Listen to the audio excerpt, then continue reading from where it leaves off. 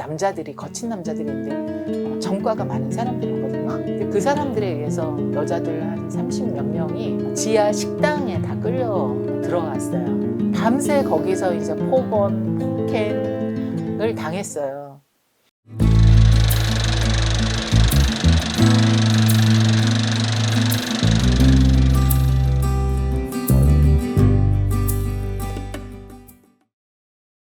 그러면 이제 그렇게 그 내부에서도 서로 친해지고 하면서 이제 노조를 이제 만들게 되기까지 이야기도 좀 해주세요. 예. 제가 86년 11월에 취업을 했다고 했잖아요. 그래서 그 중에 이제 나지연 언니 등을 이제 만나고 활동가들 모임을 했었어요.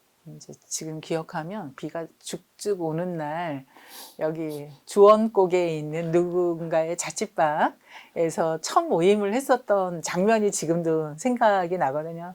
너무나도 많이 비가 오는 날 이제 모였는데, 그럼 우리는 어떻게 할 건가? 그러니까 아까 말했듯이 나는 노동조합을 만드는 걸 해야 된다. 그럼 노조는 뭐냐? 노조가 가능하냐?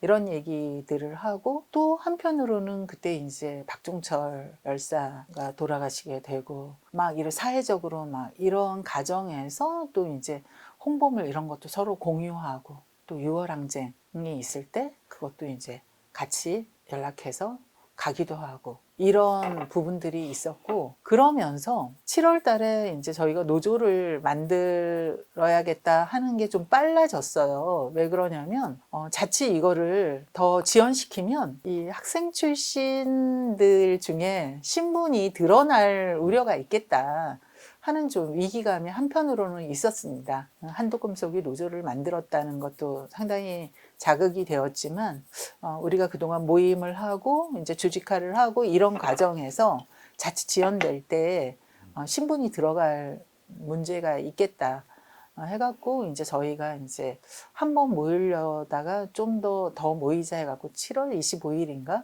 노조를 만들게 됐었어요. 노조를 만들었는데, 그때 이제 노조를 만들고 그 한국노총에 가서 인준증을 받고 시청에서 신고필증을 받아야 되거든요.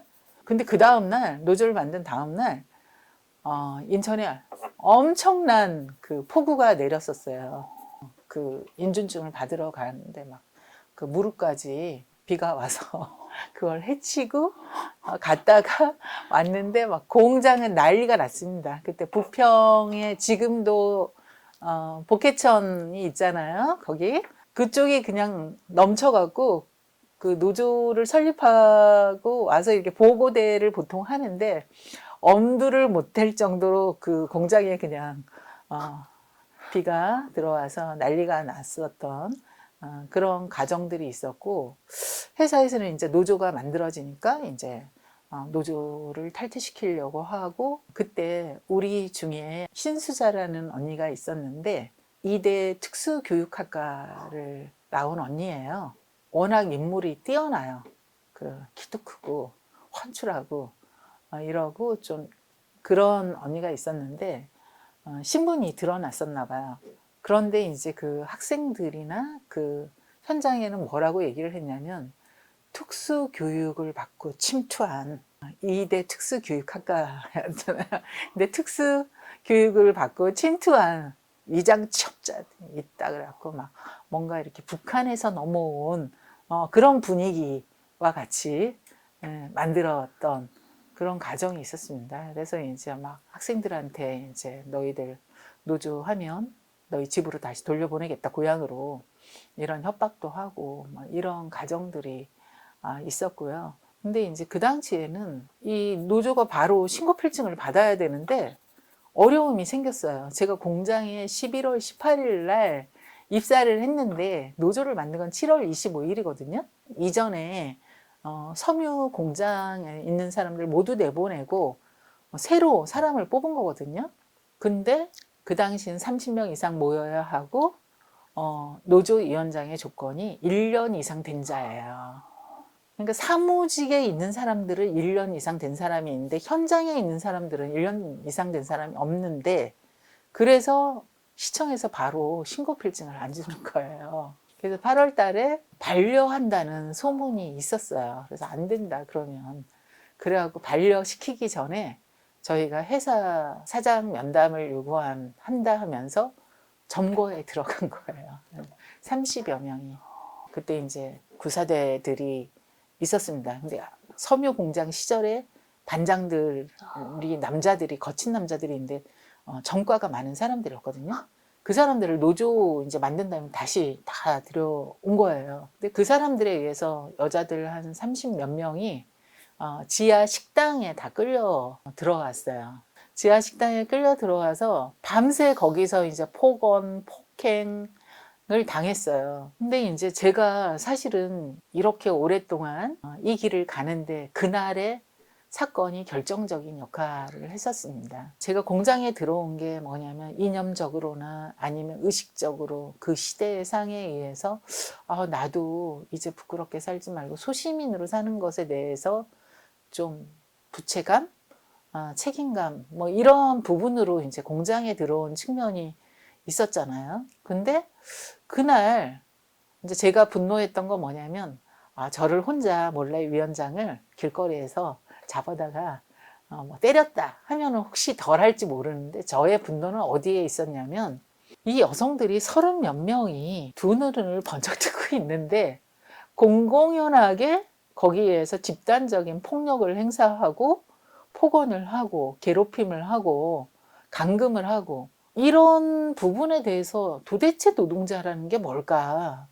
노동자라는 게 얼마나 그 사람답지 않는 대상인가 하는 생각이 그때 비로소 확인할 수 있었어요. 그래서 그 공장에서 그 지하실에서 얻어맞으면서 내가 이 길을 택한 거는 잘했다. 그리고 나는 정말 노동자들이 이길 때까지 이 길을 가겠다 하는 생각을 거기에서 비로소 하게 됐었거든요. 그래서 그날 밤새 이제 얻어맞고 이런 과정에서 자칫 여기서 너무 폭력을 당하면 저희 역량이 오히려 소진될 것 같다는 판단이 됐었어요. 그래서 저희 내부적으로 일단 여기에서는 우리가 그만 중단하고 이제 더 이상 하지 않겠다고 하고 일단 여기에서 나가자. 일단 나가고 그 대신 아침에 다시 모이자. 그 얘기를 했었습니다. 그래서 새벽 즈음에 저희가 거기에서 나올 수 있었어요. 나와갖고 당시에 이제 부평에 백마교회라고 있었는데 백마교회에 모이게 되고 그 다음날 아침에 모이기로 했고 이제 출근할 때 다시 공장 앞으로 가서 싸우자. 근데 그때가 8월 한여름이었거든요. 그러니까 막 반팔 입고 막 반바지 입고 이제 폭력을 당하고 막 하니까 그 다음날 아침 되니까 막 멍투성이 온몸이 막 뱀을 감은 듯이 그렇게 된 여성들이 한 30여 명 문짝을 붙들고 문에 매달려서 하는데 20대 여성들이 막 얻어 터져갖고 거기서 이제 싸우고 농성을 하고 문에 매달리는 게 상당히 충격적이고 반향을 일으켰어요. 그 전까지는 사실은 공장에서 싸우는 거는 그 해당 노동자들이 싸웠어요. 왜냐면 그때가 7월 노조 만들고 8월이었으니까 저희가 이제 7, 8, 9 투쟁의 초기잖아요. 인천에서. 그 당시에 이제 남일금속, 한독금속 이런 데 등이 있었지만 그러니까 저희 여성사업장의 여성들이 3, 40명이 그렇게 싸우고 있으니까 파업 규찰대라는 걸 만들어서 돌아가면서 이제 출퇴근을 하면서 여성 노동자들이 싸우는 거를 같이 엄호하고 저희도 완강하게 싸우고 이런 과정들이 있었습니다.